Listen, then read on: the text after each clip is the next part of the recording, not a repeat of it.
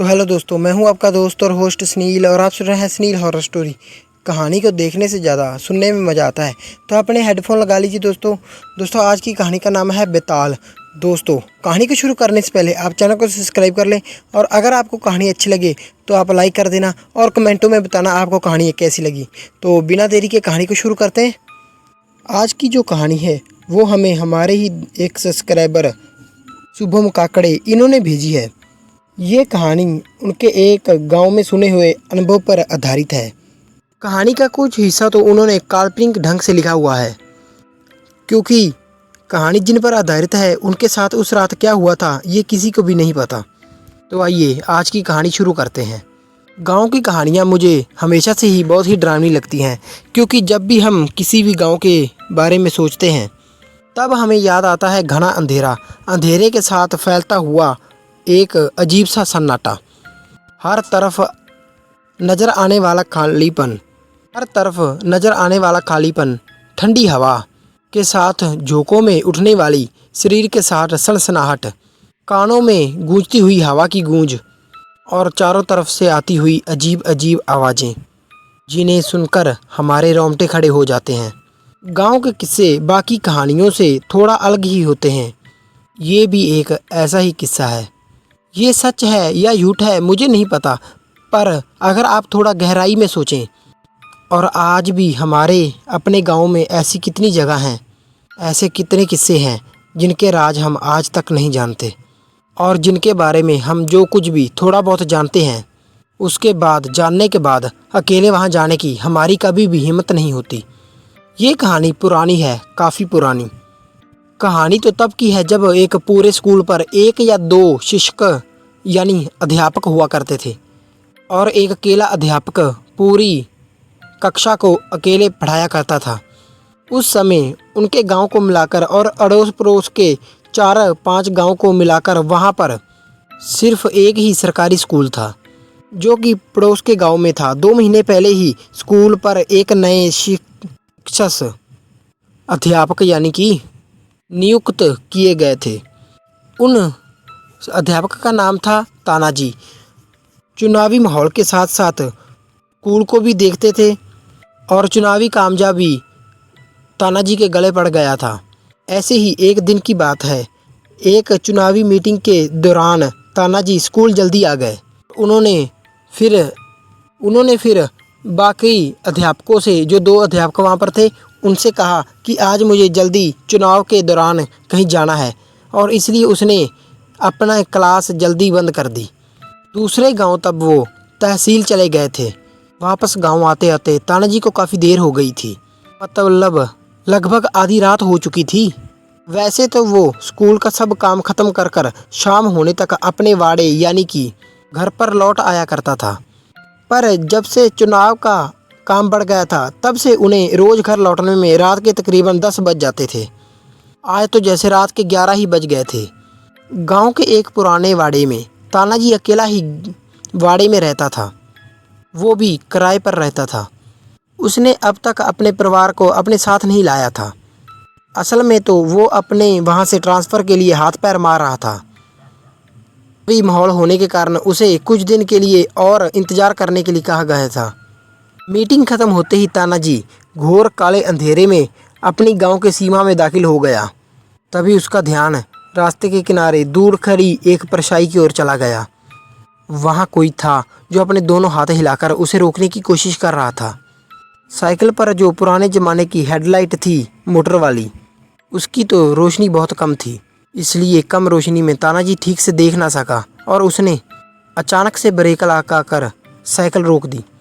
अब उसे एकदम एहसास हुआ कि गांव की सभी लाइट जैसे चली गई हैं, पर वो ये बात भी अच्छे से जानता था कि अगर एक बार लाइट चली जाती है तो फिर उसका कोई भरोसा नहीं होता कि वो कब लौट आए। ये बात ही वो मन ही मन में सोच रहा था कि तब फिर से उसका ध्यान सामने चला गया, जहां उसे कोई दिखाई दे रहा था। हेडलाइट की रोशनी में तानाजी ने ध्यान से देखा। एक पागल बेताल हाथ ऊपर कर खड़ा दिखाई दिया। बेताल, जिसे मराठी में बेताल कहते हैं। गांव के लोग तो उसे बेताल ही कहकर बुलाते थे। गांव में तो कोई नहीं जानता था कि ये पागल गांव में कब और कैसे आया था। सुना था कि पिछले साल एक रोज़ अचानक वो गांव के शमशान घाट के पास एक बरगद के पेड़ दिखाई दिया लटका हुआ। वो पागलों की तरह हरकतें कर कर गाँव वालों को डरा रहा था। लेकिन ये बात थी कि किसी को उसने कोई तकलीफ़ नहीं दी थी। उसका स्वभाव भी थोड़ा अजीब था, क्योंकि जब भी वो गायब हो जाता तो 10-15 दिन तो किसी को दिखाई नहीं देता था। लोग ये सोचते थे कि अब की बार तो वो गांव छोड़कर चला गया है। और फिर कई बार अचानक फिर से वो बरगद के पेड़ के पास बैठा दिखाई देता। वो कभी खाना या भीख नहीं किसी से मांगता था, क्योंकि जब भी शमशान में चिता जलती तो उसके खाने का इंतजाम अपने आप हो जाता था। वहाँ चढ़ाए जाने वाला शाद ही उसका भोजन था। इसीलिए किसी ने भी उसे गांव से बाहर भगाने की कोशिश तक नहीं की थी। लाश को देखकर वो खिलखिलाकर हंसता था और बस उसके मुंह से एक ही आवाज़ निकलती, ये ज़रूर नरक जाएगा। उसके मुंह से स्वर्गीय शब्द कभी नहीं निकलता था। तो वो कभी कहता कि ये भड़कता रहेगा, इसे कभी शांति नहीं मिलेगी, इसे तो मैं अपने साथ रखूँगा। लोग उसकी ऐसी ही घर हरकतों के कारण उससे डरते थे और उससे इसीलिए दूर ही रहते थे। और इन्हीं हरकतों के कारण गांव वालों ने उसे बेताल नाम दिया था। साइकिल रुकते ही उसकी टॉर्च भी बंद हो गई थी। अपनी जेब से बैटरी निकालकर उसकी रोशनी में के सामने जाकर तानाजी ने उससे पूछा, क्या रे बेताल, तूने मुझे रोका क्यों? बेताल बरगद के पेड़ और आपके अपने आसपास देखकर खिलखिलाकर हंसने लगा अपने आप में ही। अरे पागल, बोल जल्दी, खाना वगैरह चाहिए क्या? बेताल फिर हंसते हंसते अचानक से रुक गया और फिर धीरे से बोला, वो आज तुम्हें ले जाएंगे। तानाजी ने आसपास टॉर्च जलाकर अंधेरे में फिर से पूछा, कौन कौन मुझे ले जाएगा? खी खी करते हुए वो फिर से डरावनी हंसी हंसने लगा। तानाजी ने उसकी बात पर इतना ध्यान नहीं दिया, क्योंकि तानाजी ने उसके घर आने वाले किशन जी से, जिसे वो काका बुलाता था, उसे बेताल के बारे में और उसकी हर हरकतों के बारे में उसके मुंह से सुन रखा था। और वो ये बात भी अच्छे से जानता था कि गांव का अनुभव ऐसा ही होता है। उसने बेताल की तरफ ध्यान नहीं दिया और अपनी साइकिल पर टांग मारते हुए अपने घर की ओर चला गया। घर पहुंचते ही टॉर्च की रोशनी में घर के सामने ही ज़मीन पर उसे मिट्टी भर बीड़ी के टुकड़े दिखाई दिए। बीड़ी के अध जले टुकड़ों को देखकर वो समझ गया कि शायद किशन काका मेरा इंतज़ार करते हुए बहुत देर तक यहाँ बैठे होंगे। एक वही थे जो यहाँ पर बैठकर एक पे एक बीड़ी पिया करते थे। तानाजी के वहाँ पुराने बाड़े के बाहर पुरानी पत्थर की बनाई हुई कुछ सीढ़ियाँ थीं, काफ़ी बड़ी, जहाँ पर कोई भी आदमी अच्छी तरह से चौकड़ी मारकर बैठ सकता था। उन सीढ़ियों को लगकर पास में ही एक बिजली का खंभा था।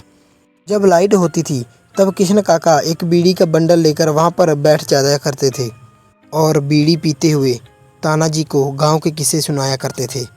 जैसे कि गांव में कोई झगड़ा हो गया, किसी की बीवी गांव छोड़कर भाग गई, अपने घर को छोड़कर भाग गई, या फिर किसी को कोई चुड़ैल दिखाई दी या फिर भूत दिखाई दिया, और ऐसे किस्से सुनाकर वो खुद भी हंसा करते थे।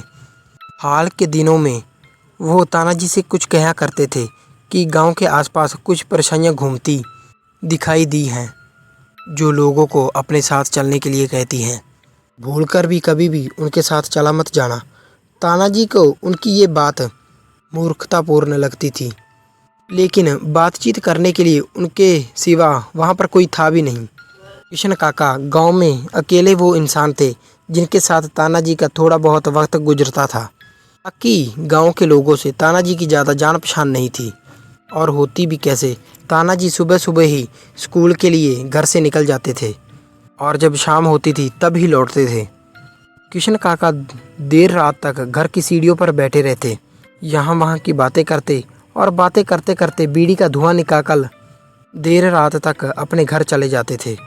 तानाजी का साथ भी कुछ ऐसा ही था। रोज़ घर आने के बाद केरोसिन के स्टोव पर अपने लिए खाना पकाकर और फिर वही खाना खाकर सो जाता था। जब कभी भी छुट्टी होती तो सुबह की बस से अपने गांव या अपने घर चला जाता और सीधे सोमवार सुबह ही लौट आता था।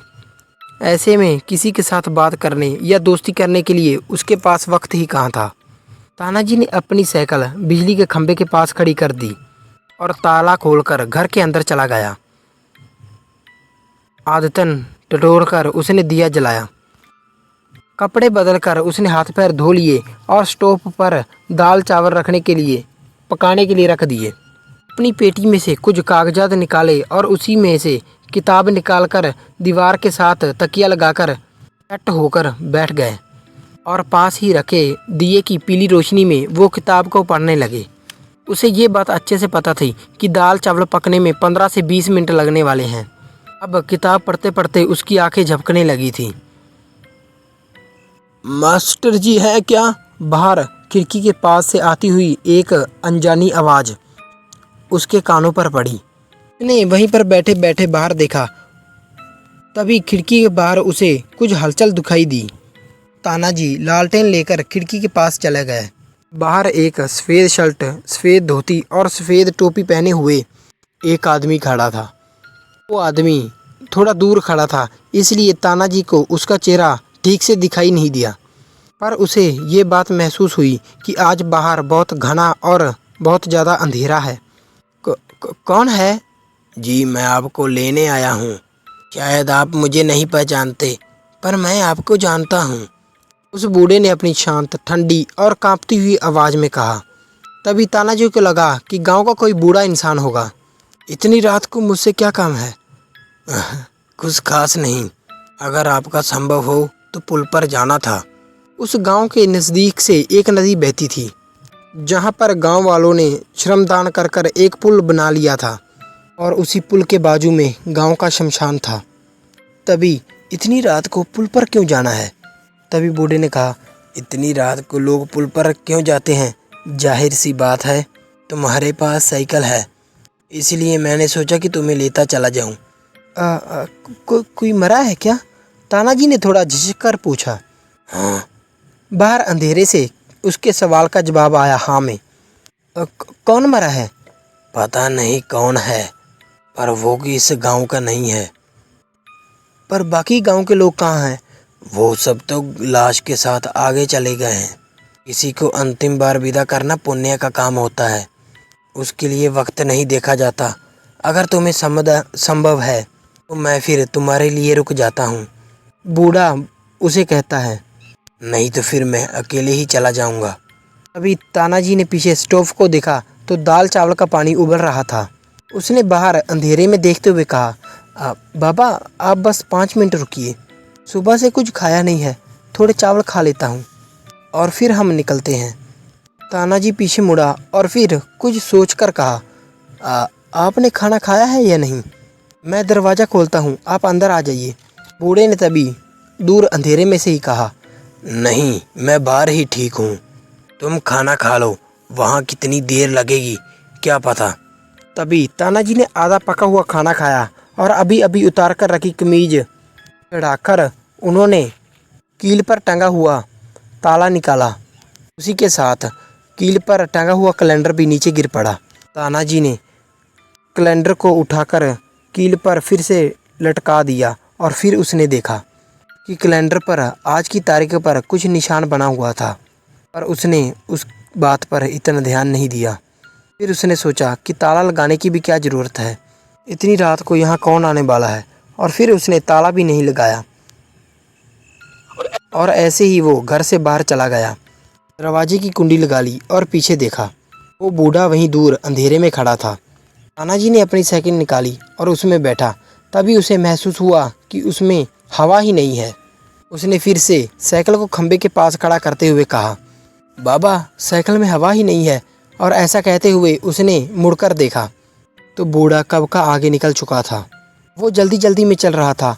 तानाजी को लगा कि शायद बूढ़े ने पहले ही देख लिया होगा और शायद उसे देर होगी, इसलिए बिना कुछ कहे वो उस बूढ़े के पीछे पीछे चलने लगा। चलते चलते दोनों में थोड़ा अंतर पड़ चुका था। अंधेरे में बूढ़े के सिर्फ तानाजी को सफ़ेद कपड़े लहराते हुए दिखाई दे रहे थे, जैसे कोई सफ़ेद धुएं जैसी आकृति उसके आगे आगे चल रही हो। कुछ देर आगे जाने पर तानाजी को लगने लगा कि टॉर्च को साथ ही ले लेता तो अच्छा होता, लेकिन वो बूढ़ा एकदम से चलने लगा था, इसलिए तानाजी को सोचने का वक्त ही नहीं मिला। सामने सफ़ेद आकृति अंधेरे में हिलती हुई तानाजी के तेज पाँव धीरे धीरे उसके ही पीछे बढ़ रहे थे और फिर धीरे धीरे तेज चलते हुए वो गांव के बाहर आ गए। तानाजी ने तभी ऊपर आसमान में देखा। आसमान में सिर्फ ऊपर तारे नजर आ रहे थे।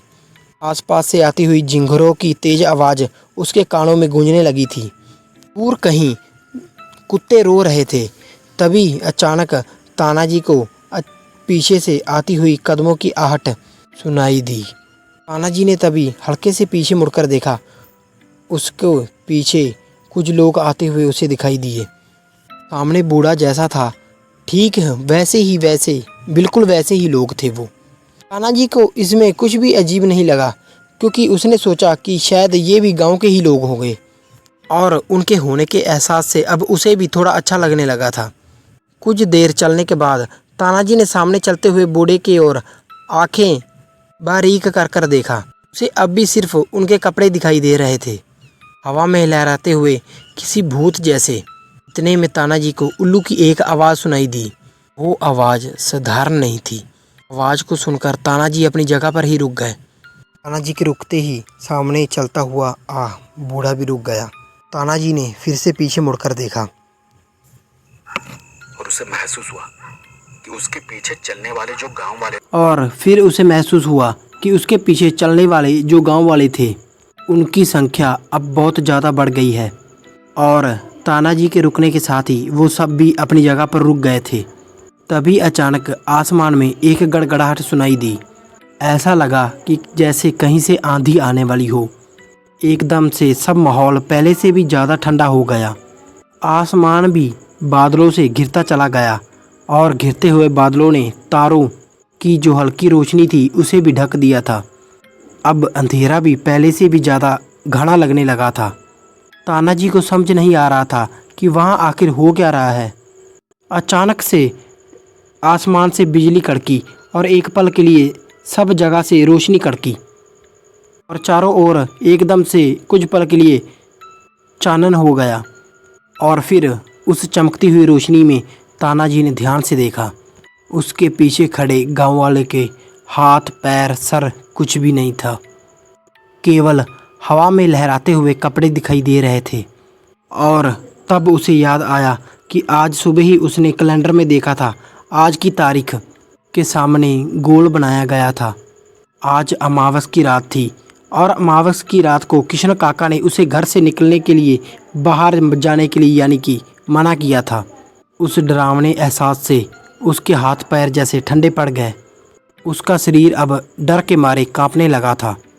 उसने जैसे तैसे हिम्मत कर अपना एक कदम आगे बढ़ाया, और उसी के साथ सामने खड़े बूढ़े ने और पीछे खड़े लोगों ने ठीक वैसी ही हरकत की जैसे वो सभी लोग उसके साथ बंधे हों। ये देख उसके रोंगटे खड़े हो गए। वो सोचने लगा कि अब क्या करूं, क्योंकि उसे अब पता था कि मैं जहां भी जाऊंगा ये मेरे पीछे पीछे आ जाएंगे। अचानक से तभी सामने वाले बूढ़े ने कुछ हरकत की, और उसी के साथ ही एक मशाल जल उठी। तानाजी उसकी ओर देखता रह गया, और फिर एक एक कर वहाँ जाने कितनी मशालें जलनी शुरू हो गई। अब तानाजी के चारों तरफ सिर्फ मशालों की पीली रोशनी फैल गई थी। उस रोशनी में उसे कुछ नज़र आया। एक साथ रची हुई दो चिताएं, जिस पे एक चिता तो खाली थी, पर दूसरी चिता पर सफ़ेद कपड़े में लिपटा हुआ एक शव रखा हुआ था, और उसे अब सिर्फ अग्नि देना बाकी था। आसमान में घने बादल छाए थे, और वातावरण में भी ठंड बढ़ती जा रही थी। आसपास इतनी सारी मशालें जल रही थी, लेकिन फिर भी तानाजी का शरीर ठंड के कारण थरथरा रहा था। वो अपनी आंखें झुकाकर खड़ा रहा। नज़र ऊपर उठाकर आसपास देखने की उसकी हिम्मत ही नहीं थी। उसका दिमाग कुछ भी समझ नहीं पा रहा था कि वहाँ क्या हो रहा है। उसे पर यह महसूस हो रहा था कि उसकी आसपास की परेशानियाँ भी घुटनों पर यानी कि झुकी हुई हैं, जैसे कोई महाराज आने वाले हों। और उसी पल सामने चिता पर जो प्रेत था वो धीरे से उठकर बैठ गया। तानाजी आंखें फाड़कर सामने का दृश्य देखने लगा। एक एक पल तानाजी की दिल की धड़कन बढ़ती जा रही थी।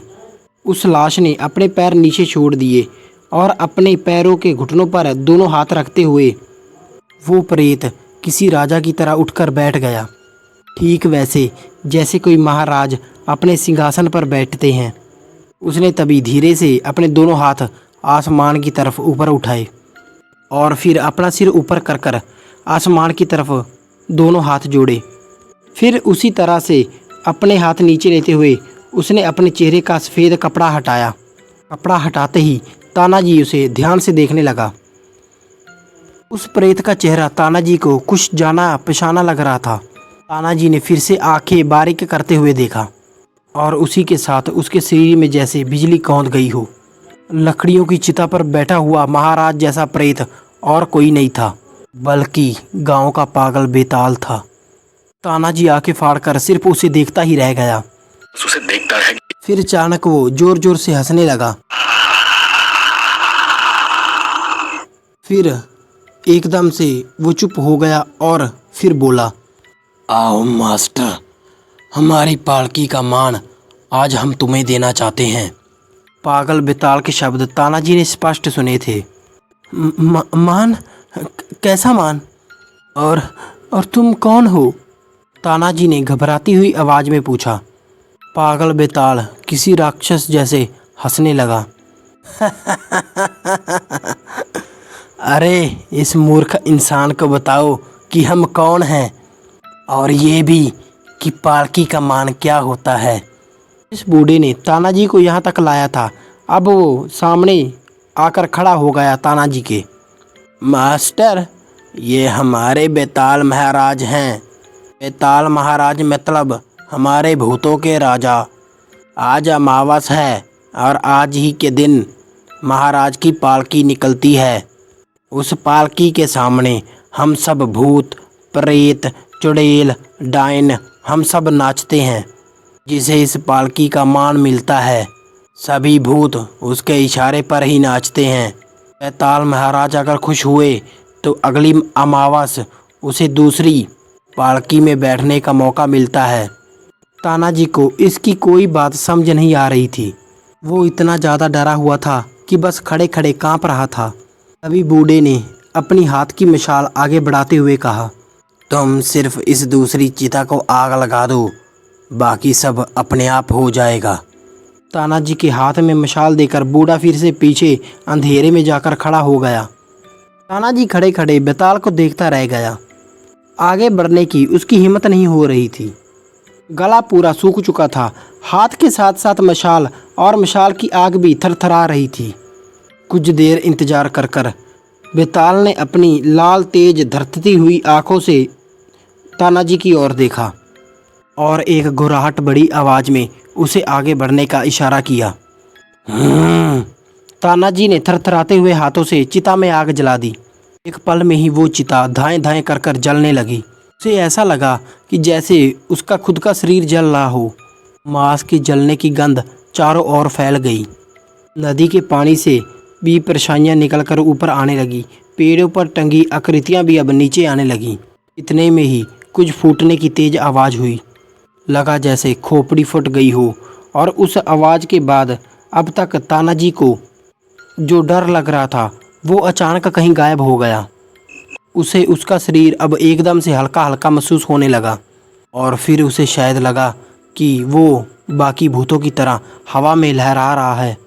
वो हंसने लगा और उत्तेजित होकर वहाँ पर झूमने लगा। बेताल ने कुछ इशारा किया और उसी समय ही लाल फूलों से सजी हुई पालकी हवा में लहराती हुई वहाँ आ गई। बेताल जाकर वहाँ पर बैठ गया उसके ऊपर और फिर धीरे धीरे पालकी शमशान में घूमकर नदी के और उतरने लगी। ढोल निगाड़े बजने लगे। सफ़ेद कपड़ों में जो भूत थे वो नाचने लगे। या सफ़ेद कपड़े थे या उनका शरीर ही सफ़ेद था, ये फ़र्क अब तानाजी जान चुका था। पर सब कुछ भूलकर बेहोश सा तानाजी सबके सामने नाच रहा था, किसी पागल जैसा। उसे जरा भी होश नहीं था। रात के अंधेरे में वो ढोल नगाड़ों की आवाज़ चारों तरफ गूंज रही थी। गांव के करीब अपने झोपड़े के अंदर सोए हुए किशन काका ने वो आवाज़ सुनी और फिर अपने कान बंद कर लिए। सुबह सुबह जब लोग उठे उन्हें फिर शमशान से उठता हुआ धुआं दिखाई दिया। एक एक कर कर गाँव के लोग उस शमशान की ओर बढ़े। उन्हें वहाँ पर एक चिता दिखाई दी जो कि बुझी हुई थी। उसमें लाल पीले अंगारे दहक रहे थे और उसमें से धुआं उठ रहा था। उसी चिता के पास किसी की चप्पल दिखाई दे रही थी। पर किसी को नहीं पता था कि वो चप्पल किसकी है। कुछ पल के लिए सभी शांत हो गए। हर कोई उसे देखकर हैरान था। लेकिन किशन काका चप्पल देखकर सब कुछ समझ गए थे। वो किसी से बिना कुछ कहे वहाँ से सीधे मास्टर जी के घर की ओर चल पड़े। वहाँ जाते जाते उसकी नज़र बरगद के पेड़ की ओर चली गई। वहाँ भी आज पागल बेताल दिखाई नहीं दे रहा था। उसका आसन खाली था, जो कि एक फटी हुई चटाई थी। किशन काका तेजी से चलते हुए मास्टर जी के घर के पास पहुँचे। बाहर खंबे के पास तानाजी की पंचर साइकिल खड़ी थी। घर का दरवाज़ा खुला था। किशन काका ने अंदर झांका। नीचे ज़मीन पर कैलेंडर पड़ा हुआ था। उन्होंने आसपास मास्टर जी को पुकारा। उन्होंने उसे बहुत आवाज़ लगाई, लेकिन कहीं से कोई जवाब नहीं आया। मास्टर जी का थैला, उनकी किताब, सब कुछ वहीं पड़ा हुआ था। किशन काका की आवाज़ सुनकर जो गांव में थे वो लोग वहां पर कुछ लोग जमा हो गए। उन्होंने तो काफ़ी देर तक मास्टर जी की राह देखी। कुछ लोगों ने तो उससे पूछा भी कि वहाँ क्या हुआ है, पर काफ़ी देर तक इंतज़ार करने के बाद फिर हारकर उन्होंने कहा, मुझे लगता है कि वो चिता मास्टर जी की है। मैंने पिछले महीने ही उनके कैलेंडर पर कल की तारीख गोल निशान बनाया था और उन्हें ये कहा भी था कि आने वाले अमावस की रात घर से बाहर ना निकलें, लेकिन मुझे लगता है कि वो उसे ले गए हैं। मैंने उन्हें साफ साफ बताया था कि रात में परेशानियाँ घूम रही हैं, जो लोगों को पुकारती हैं और फिर अपने साथ ले जाती हैं। कल रात मैंने ढोल नगाड़ों की आवाज़ सुनी थी और ये सब कुछ बताने के लिए मैं कल रात यहाँ आया भी था, लेकिन कल रात मास्टर जी से मेरी भेंट ही नहीं हुई। ये सब आसपास लोगों के बताते हुए किशन काका की आंखों में आंसू भर आए। लेकिन इस बात पर वहाँ खड़े लोगों को किसी का भी उस पर ध्यान नहीं गया। लोग फिर से धीरे धीरे बिखरते चले गए, क्योंकि उनमें से कोई भी मास्टर जी को जानता नहीं था। और फिर किशन काका अपनी नम आँखों से वहीं पर पुरानी सीढ़ी पर बैठ गए। तो दोस्तों, ये थी आज की कहानी। कैसी लगी आपको कहानी? लाइक शेयर कमेंट करके ज़रूर बताना। और मैं अभी थोड़ा बहुत बोलने में हिचकिचाता हूँ और अच्छे से बोल नहीं पाता, धीरे धीरे सीख जाऊँगा। और कोई गलती होगी तो माफ़ करना और कमेंटों में बताना कहानी आपको कैसी लगी। मिलते हैं इसी भी ड्रामा खतरनाक कहानी में। तब तक के लिए धन्यवाद।